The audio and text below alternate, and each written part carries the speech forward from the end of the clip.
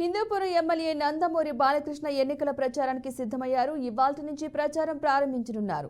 స్వర్ణాంధ్ర సాకార యాత్ర పేరుతో ఈ యాత్ర చేపడుతున్నారు. ఇక దీనికోసం బాలయ్య అన్స్టాపబుల్ పేరుతో స్పెషల్ బస్సు రూపొందించారు. ఎన్డీఏ అభ్యర్థుల తరపున ప్రచారం చేసేందుకు రాయలసీమలో పర్యటించనున్నారు బాలయ్య.